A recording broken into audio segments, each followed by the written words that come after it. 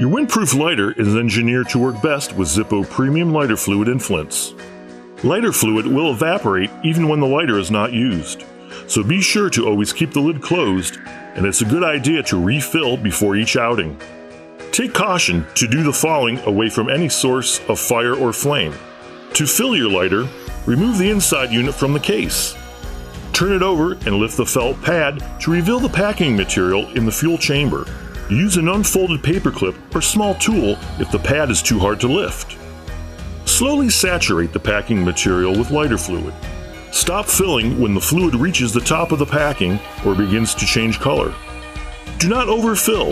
If overfilled, the lighter will leak fuel. Avoid getting the fluid on your skin, as it is a skin irritant. If contact with skin does occur, wash the affected areas promptly with mild soap and water.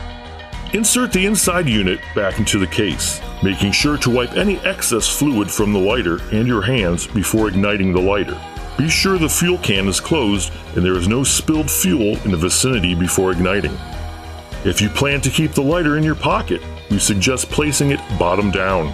Using your thumb, strike the flint wheel in a downward motion to create a spark. If flame does not appear, repeat. Once a flame has appeared and you are finished using it, close the lid to extinguish. This lighter does not self-extinguish.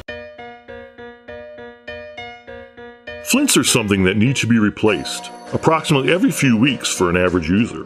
To replace the flint, we need to remove it from the flint tube. First, remove the inside unit from the case.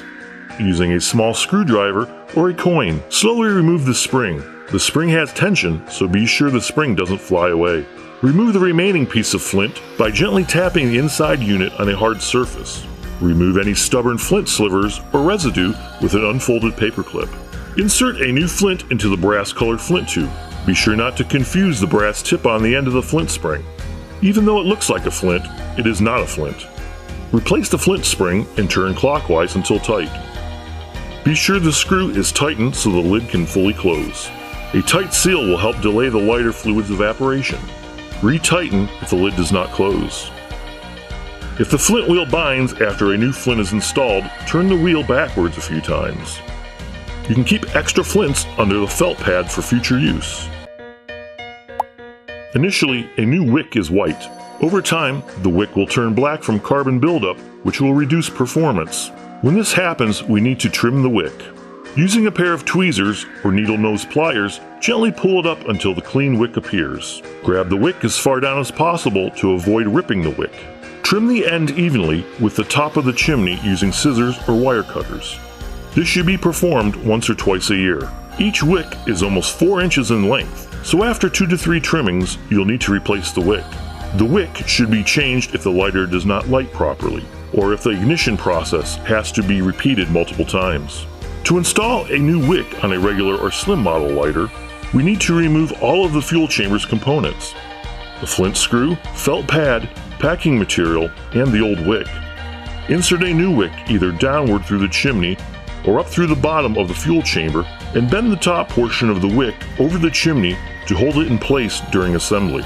Carefully reinstall the packing material in the same exact order as it was removed.